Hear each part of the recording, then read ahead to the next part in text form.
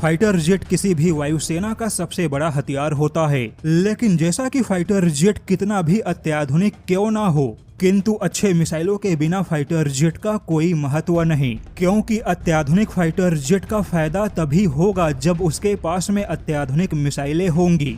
अगर किसी fighter jet के पास में अच्छे और दमदार मिसाइलों का पैकेज नहीं है तो फिर उस फाइटर जेट को भागना ही पड़ेगा, फिर वह 5वीं पीढ़ी का ही फाइटर जेट क्यों ना हो।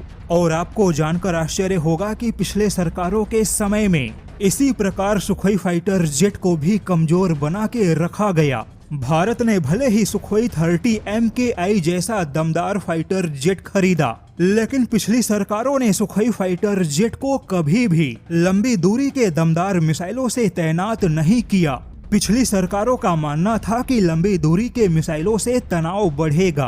सुखोई के पास में अच्छे मिसाइलों का पैकेज न होने की वजह से वायुसेना ने सुखोई का हमेशा सीमित इस्तेमाल किया। 2014 से पहले सुखोई 30 के पास में एक भी मिसाइल ऐसी नहीं थी जिसकी मारक क्षमता 120 किलोमीटर या उससे ज्यादा हो।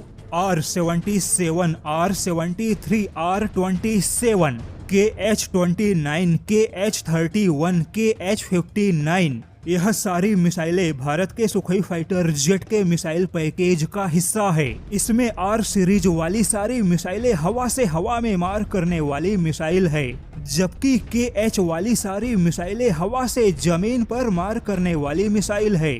और हवा से हवा में मार करने वाली किसी भी मिसाइल की रेंज 120 किलोमीटर नहीं है, क्योंकि पहले भारत ने पाकिस्तान, मिडल ईस्ट एशिया और अमेरिकी दबाव में हमेशा लंबी दूरी के मिसाइलों से किनारा किया। लेकिन अब खुद चीनी थिंक टैंक हैरान है कि पुराने भारत ने जिन मिसाइलों से परहेज किया, मोदी के नए भारत ने उतने ही ज्यादा लंबी दूरी के घातक मिसाइलों के क्षेत्र में कदम आगे बढ़ाया, क्योंकि अपने फाइटर जेट में हवा से हवा में मार करने वाले 120 किलोमीटर की रेंज की मिसाइल भी न रखने वाला भारत आज के तारीख में 320 किलोमीटर के रेंज के मिसाइलों की तैयारियां कर रहा है।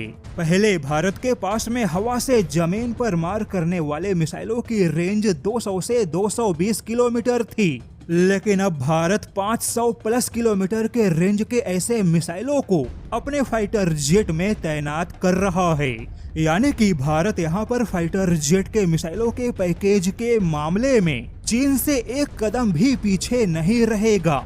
अगर आप चीनी थिंक टैंकों के कई सारे रिपोर्ट को पढ़ेंगे तो उनके रिपोर्ट में भारत के रुद्रम और अस्त्र की आने वाली भविष्य की मिसाइलें चीनी थिंक टैंकों की नजर में भारत की आक्रामक तैयारी है, और भारत की ऐसी तैयारियों को चीन खुद के लिए घातक मानता है।